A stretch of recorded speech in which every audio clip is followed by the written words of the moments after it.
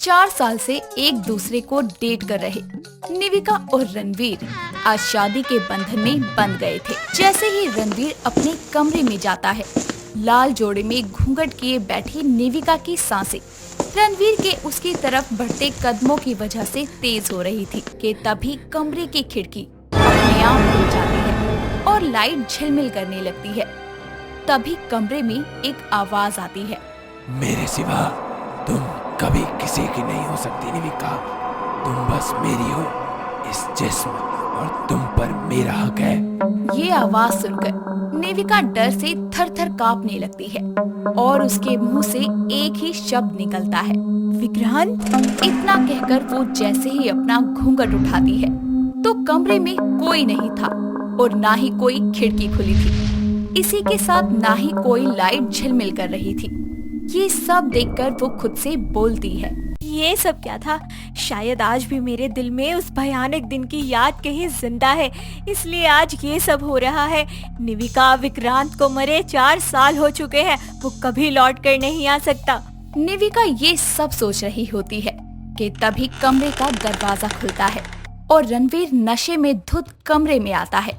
इससे पहले कि वो कुछ कर पाता, वो नशे में चूर पलंग पर गिर जाता है, जिसके बाद निविका उसे ठीक से पलंग पर लेटा देती है और खुद भी कपड़े बदलकर उसके पास लेट जाती है और अपने मन ही मन में सोचती है, नहीं निविका, तूने आज तक रणवीर को उस भयानक दिन की सच्चाई नहीं बताई है और ना ही कभी बता सकती है। विक्रांत ने उस दिन तेरे साथ जो भी किया था वो किसी को नहीं बता सकती तू। ऐसे ही सोचते सोचते निविका सो जाती है और सुबह जल्दी उठकर वो रणवीर के लिए नाश्ता बनाती है। कुछ देर बाद रणवीर उठता है और फ्रेश होकर नाश्ते के लिए नीचे जाता है। तभी वो रसोई में काम कर रही निविका को पीछे से हक करके बोलता है, गुड मॉर्निंग जान, सॉरी फॉर लास्ट नाइट, पर जो काम कल नहीं हुआ उसे आज रात पूरा कर लेंगे। कोई बात नहीं, मैं तुमसे गुस्सा नहीं हूँ, चलो नाश्ता करते हैं। इतना कहकर दोनों नाश्ता करते हैं। नाश्ता करने के बाद रणवीर ऑफिस के लिए घर से निकल जाता है। निविका भी घर के कामों में लग जाती है, जिसके बाद वो नहा धोकर तैयार होने के लिए शीशे के आगे बैठी ही होती है। तभी उसे खून से लथपथ एक आदमी अपने पीछे खड़ा दिखाई देता है और वो जैसे ही पीछे पलट कर देखती है तो वहाँ कोई नहीं होता। पर जैसे ही वो दोबारा शीशे में देखती है तो उसे वही आदमी फिर नजर आता है। निविका कपकपाते हुए हाथों से जैसे ही शीशे को छूती है, तभी वो शीशा क्षण से टूट जाता है और शीशे के टुकड़ों में निविका को वही आदमी नजर आता है और उसके बाद एक डरावनी आवाज कमरे में गूंजने लगती है, निविका, तुम और रणवीर कभी एक नहीं हो सकते, तुम मेरी हो, तुम्हारी जिंदगी की हर रात सुहाग रात होगी, पर रणवीर के साथ नहीं, मेरे साथ, विक्रांत के साथ। अब देखो मैं क्या करता हूँ। तभी शीशे के टुकड़े खुद से जुड़ जाते हैं और शीशा वापस से अपनी जगह पर आ जाता है। निविका को कुछ समझ नहीं आता कि ये क्या हो रहा है। तभी कोई उसे कस की पीछे से पकड़कर शीशे के आगे खड़ा करता है और वो कोई और नहीं बल्कि विक्रांत था। और निविका खुद को छुड़ाते हुए बोलती है, विक्रांत, मुझे छोड़ो, तुम्हारा मुझ पर कोई हक नहीं है, छोड़ो मुझे। काफी कोशिश करने के बाद भी निविका खुद को नहीं छुड़ा पाती। तभी विक्रांत उसकी साड़ी का पल्ला उसके कंधे से नीचे गिराने लगता है। निविका की धड़कनें दहलने लगती है और वो वहीं पर बेहोश हो जाती है। काफी देर बाद जब उसकी आंखें खुलती है तो वो देखती है कि रणवीर उसके पास बैठा है और बोलता है, जान, तुम ठीक हो ना? अब कैसा महसूस कर रही हो? मैं ठीक हूँ, तुम यहाँ? मैं तो अरे वो मैं अपना फोन घर पर भूल गया था, उसे लेने के लिए घर वापस आया तो देखा तुम रूम में बेहोश पड़ी हो। अच्छा हुआ जो मैं टाइम पर आ गया, नहीं तो पता नहीं क्या होता। तुम मुझे छोड़कर कभी मत जाना। जान, इतना डरी हुई क्यों हो? कोई बुरा सपना देखा क्या? निविका रणवीर के गले लगी रहती है। कुछ वक्त यूं ही बीत जाता है और निविका के साथ रोज ही कुछ न कुछ होने लगता है, जिस वजह से वो डरी सहमी हुई रहने लगती है। उसे ऐसे देखकर एक दिन रणवीर उससे पूछता है, जान, आखिर क्या बात है? जब से शादी हुई है तब से ना जाने क्या हो रहा है। जब भी पास आता हूँ कुछ ना कुछ हो जाता है। ऊपर से तुम इतना शांत सहमी क्यों हो? कोई बात है क्या? रणवीर की बात सुनकर निविका की आंखों में आंसू भर आते हैं। वो उसे सच बताना शुरू करती है। 4 साल पहले जब वो और विक्रांत अच्छे दोस्त थे, पर विक्रांत के दिल में निविका के लिए दोस्ती से कई ज्यादा बढ़कर फीलिंग थी। जब भी निविका किसी और लड़के से बात करती या किसी से मिलती तो विक्रांत के तन बदन में आग लग जाती। ऐसे ही एक शाम विक्रांत निविका को अपने घर बुलाता है और उसे बोलता है, निविका, देखो मैं तुमसे बहुत प्यार करता हूँ और मैं तुम्हें कभी और किसी के साथ नहीं देख सकता। तुम बस मेरी हो और मेरी ही रहोगी। तुम पागल हो गए हो? क्या बोले जा रहे हो? हम बस अच्छे दोस्त हैं, इससे ज्यादा कुछ नहीं है। मैं बस रणवीर से प्यार करती हूँ। हटो मेरे आगे से, जाने दो मुझे। निविका की बात सुनकर विक्रांत अपना आपा खो बैठता है और वो निविका के साथ जबरदस्ती करने लगता है। तभी निविका खुद को बचाने के लिए पास में रखा कांच का वास उठाकर विक्रांत के सर पर जोरदार वार करती है और विक्रांत वहीं गिरकर अपना दम तोड़ देता है। अब वो वापस आ गया है। रणवीर वो हमें कभी एक नहीं होने देगा। विक्रांत लौट आया है। निविका, कुछ नहीं होगा। मैं जब तक तुम्हारे साथ हूँ कुछ नहीं होगा। इतना कहकर रणवीर निविका को गले लगाता है, जिसके बाद रणवीर अपना ज्यादातर वक्त निविका के साथ ही बिताता। ऐसे ही एक शाम शांति पूजा के लिए रणवीर मंदिर जाता है और वहाँ से पंडित जी को लेकर जैसे ही घर आता है तभी वो देखता है कि निविका ने अपने कमरे को सुहाग रात की सेज की तरह सजाया है और खुद दुल्हन की तरह सजी हुई पलंग पर बैठी है। तभी रणवीर उसके पास जाता है और निविका के अंदर समाई हुई विक्रांत की आत्मा बोलती है, तुम्हें क्या लगता है कि तुम मेरी निविका को मुझसे अलग कर दोगे? कभी नहीं। बस कुछ वक्त और, फिर मैं अपनी निविका की आत्मा का मिलन अपनी आत्मा से कर लूंगा। निविका हमेशा के लिए मेरी हो जाएगी। रणवीर प्लीज मुझे बचा लो, मुझे बहुत तकलीफ हो रही है। निविका की आवाज सुनकर रणवीर जैसे ही उसे छूने लगता है, विक्रांत की आत्मा उसे जोर से धक्का देती है और रणवीर सीधा कमरे से बाहर जाकर गिरता है। तभी कमरे का दरवाजा बंद हो जाता है और अंदर से निविका की दर्द भरी आवाजें आने लगती है, जिसे सुनकर पंडित जी बोलते हैं, रणवीर बेटा, अब तुम ही अपनी पत्नी को अपने प्यार की ताकत से इस आत्मा से अलग कर सकते हो। मैं तुम्हें उपाय बताता हूँ, पर याद रखना, कुछ भी हो जाए तुम निविका को खुद से दूर नहीं करोगे। इतना कहकर पंडित जी रणवीर को उपाय बताते हैं और उसके गले में एक सुरक्षा कवच पहना देते हैं, जिसके बाद वो कमरे के दरवाजे पर गंगा जल छिड़कते हैं और रणवीर हनुमान चालीसा का जाप करते हुए कमरे का दरवाजा तोड़कर अंदर आता है, जहां फटे कपड़ों और अधमरी हालत में निविका खुद को ही मार रही होती है। रणवीर चालीसा का जाप करते करते उसे अपनी बाहों में भरता है। तभी निविका बोलती है, छोड़ मुझे, छोड़, नहीं, बंद कर इस मंत्र को, बंद कर। जय हनुमान ज्ञान गुण सागर, जय कपीस तिहु लोक उजागर। रणवीर की चालीसा के शब्द विक्रांत की आत्मा को निविका का शरीर छोड़ने पर मजबूर कर रहे थे। निविका खुद को छुड़वाने की कोशिश करती है, पर रणवीर उसे नहीं छोड़ता और चालीसा पढ़ता जाता है। फिर अपनी जेब से सिंदूर निकालकर निविका की मांग भरता है।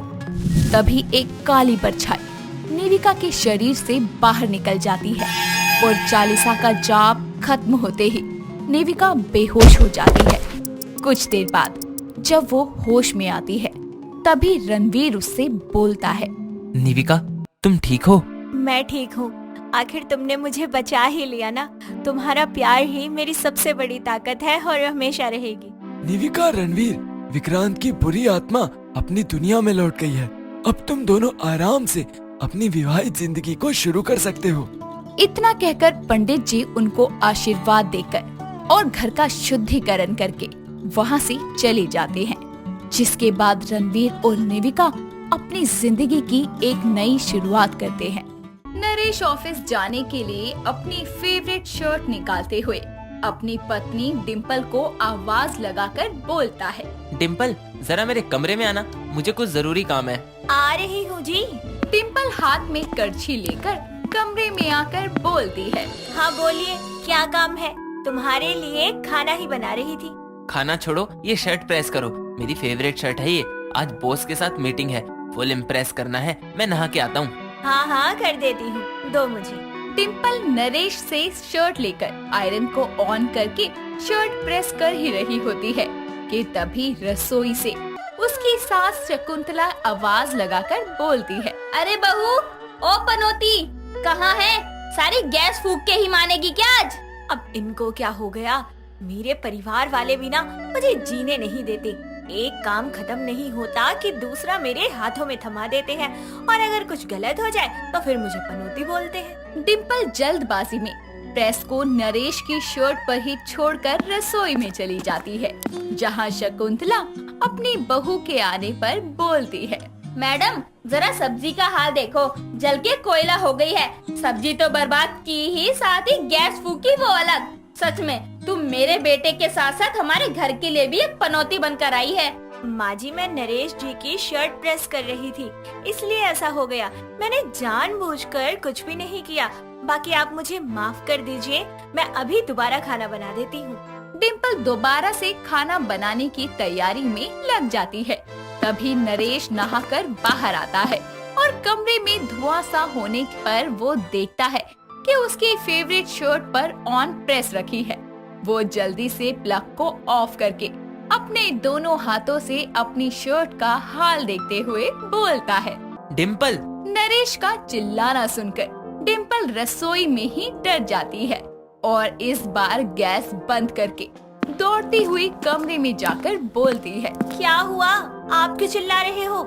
नरेश जली हुई शर्ट में से उसको झांकते हुए बोलता है। तुम ना सच में एक पनौती ही हो। ये मेरी फेवरेट शर्ट थी। आज मेरी इतनी जरूरी मीटिंग के लिए मुझे ये पहननी थी, लेकिन तुमने तो कसम खाई हुई है कि मेरे हर काम में अपनी पनौती लगाकर ही मानोगी।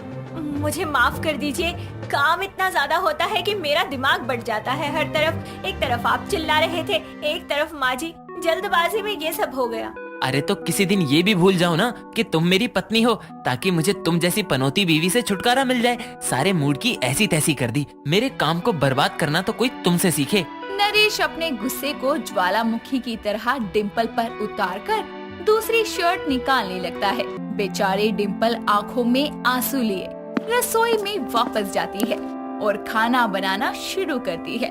कुछ देर में जब नरेश तैयार होकर बाहर आता है और अपना लंच मांगते हुए बोलता है।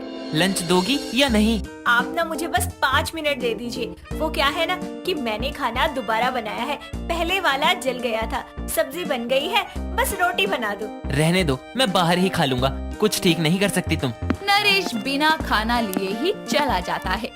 ये देखकर शकुंतला बोलती है। पता नहीं कैसी पनौती बहू है, खाना तक दुर्बर किया हुआ है मेरे बेटे का इसने। बेचारी डिम्पल सास और पति से सुबह सुबह बुरा भला सुनकर दुखी होती है, लेकिन कुछ देर बाद अब अपना खुराफाती दिमाग चलाते हुए वो अपने कमरे में जाकर बोलती है। अब तक तो मैं अनजाने में पनौतियाँ लाती थी, लेकिन अब तो मैं जानबूझकर लेकर आऊंगी। नरेश जी, आपको अपने दिन अपने मूड की पड़ी रहती है, और मेरा क्या? मेरा जो इतना वक्त और मूड खराब होता है उसका कुछ नहीं। आपका दिन आज मैंने जहन्नुम ना बना दिया ना, तो मेरा नाम भी डिम्पल नहीं। डिम्पल अब अपना बदला लेने के मकसद से लंच पैक करके अपनी सास से बोलती है। माँ जी, मैं नरेश जी के लिए लंच लेकर उनके ऑफिस जा रही हूँ, इसलिए आज आप अकेले ही खाना खा लेना। हाँ, जा तो रही है, वहाँ जाकर कोई पनौती वाला काम मत करियो।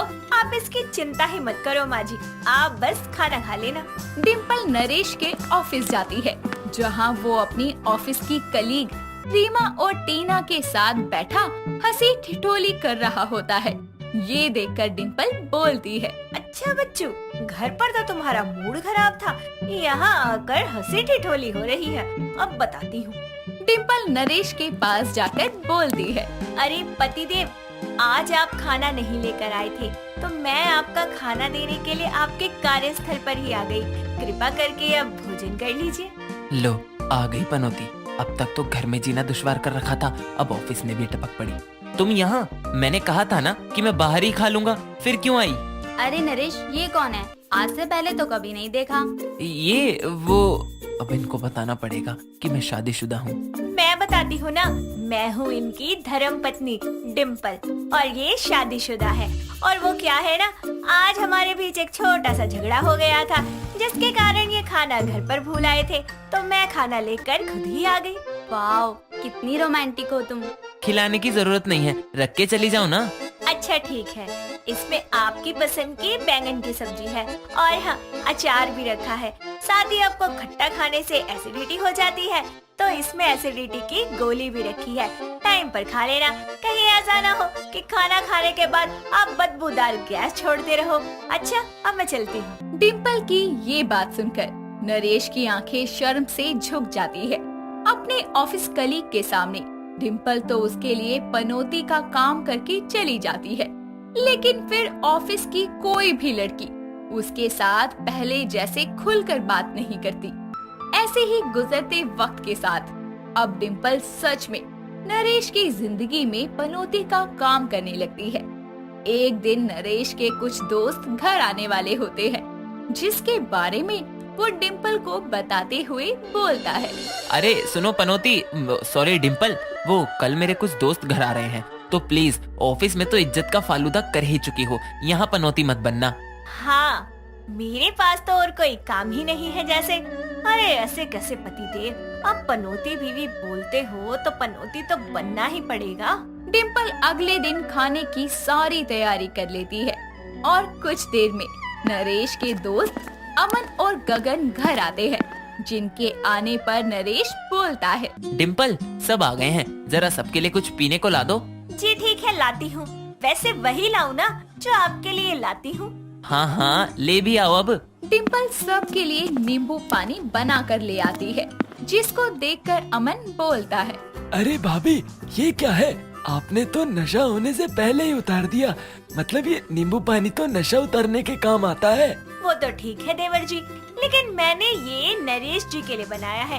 कल से इनका पेट खराब है, नींबू पानी हल्का रहेगा इनके लिए। ये क्या बोले जा रही हो तुम? और हर जगह मुंह खोलना जरूरी होता है, पनौती कहीं की। अरे इन लोगों से क्या छुपाना, ये तो आपके दोस्त हैं, और दोस्त तो घर वालों जैसे होते हैं। क्यों अमन और गगन? सही कहा आपने भाभी। वैसे कुछ और बातें भी बताओ ना नरेश के बारे में, जो हमें पता ना हो। वैसे आपको पता है कि इनके ना हर कच्छे में छेद है, और वो भी एक ही जगह पर। साथ ही अपने कपड़े इधर उधर फेंकने में तो इतने माहिर हैं, जैसे कि सचिन तेंदुलकर बॉल फेंकता है। और फिर अगले दिन ये चिल्ला चिल्ला कर पूछेंगे, डिम्पल मेरा पीला वाला कच्छा कहाँ है? डिम्पल मेरी लाल वाली शर्ट कहाँ है? अच्छा, और बताइए। डिम्पल गगन और अमन के सामने नरेश के सारे राज खोल देती है, जिसके बाद नरेश उनके जाने के बाद डिम्पल से बोलता है। ये क्या था डिम्पल? अरे तुमने क्या कसम खाई है कि मेरी जिंदगी को झंड बनाकर रहोगी? अरे आखिर मैंने किया क्या है? हर जगह पनौती बनकर मेरी इज्जत का कीमा बना देती हो। क्या किया? आपको सच में नहीं पता कि आपने क्या किया है? अरे जब से मैं इस घर में शादी कर कर आई हूँ, आप और माँ जी मुझे पनौती पनौती बोलते हो। अरे मेरी कोई फीलिंग्स नहीं है क्या? अरे अगर आप लोगों के काम समय पर पूरा करने की कोशिश में मुझसे जरा सी गलती क्या हो जाती है, आप लोगों से पनौती का नाम देते हैं। पनौती का मतलब जानते भी है क्या होता है? पनौती वो होती है जिसके आने से आपकी जिंदगी जीने लायक न बचे। बताइए, क्या मैं ऐसी हूँ? वो मैं नहीं है ना कोई जवाब? अरे आपकी शर्ट प्रेस करते हुए गलती से जल गई तो आपने पनौती बोल दिया, और शर्ट प्रेस करने के चक्कर में जो सब्जी जल गई उसके चलते मुझे माँ जी ने पनौती बोल दिया। इसीलिए मैंने ये सब कुछ जान कर किया, ताकि आपको पता चले कि पनौती होती क्या है। जानबूझकर जिंदगी को झंड बनाना और बनते हुए काम बिगाड़ना, इसे कहते हैं पनौती। डिम्पल की बातों से नरेश को एक बात तो अच्छे से समझ आती है कि पत्नी पनौती नहीं होती, लेकिन अगर उसको छेड़ा जाए तो उससे बड़ी पनौती कोई हो भी नहीं सकती। इसीलिए वो आगे की पनौतियों को रोकने के लिए बिना समय गवाए अपने दोनों घुटनों के बल बैठकर डिम्पल से बोलता है। मुझे माफ कर दो डिम्पल, मुझे आज पता चला कि तुमको कितनी तकलीफ होती थी। अरे बाहर वालों के सामने बेइज्जती होकर जब मुझे बुरा लग रहा है तो तुमको तो घर में रहकर हमारी कड़वी बातें सहनी पड़ती थी। सच में तुम पनौती नहीं वरदान हो मेरी जिंदगी में, मुझे माफ कर दो। सच बताओ, माफी दिल से मांग रहे हो या फिर 1-2 दिन बाद फिर से वैसे ही बन जाओगे? सच्चे दिल से, और आज के बाद मैं कभी तुमको पनौती नहीं बोलूंगा, ना माँ को बोलने दूंगा, क्योंकि तुम पनौती नहीं वरदान हो मेरे लिए। नरेश को अपनी गलती का एहसास तो हो गया, साथ ही वो जानता था कि आगे की जिंदगी को सरल बनाना है तो पत्नी को पत्नी ही बनाए रखो, क्योंकि अगर वो पनौती बन गई तो आपकी जिंदगी का सुख चैन छीनने में उसको बिल्कुल समय नहीं लगेगा। इसीलिए पत्नी को पनौती मत बनने दीजिए और उसको पत्नी बनाकर पत्नी वाला सम्मान दीजिए। दोस्तों, अगर आपको ये कहानी पसंद आई तो इसे लाइक करें, शेयर करें और कमेंट करके बताएं कि कहानी में आपको सबसे अच्छा क्या लगा।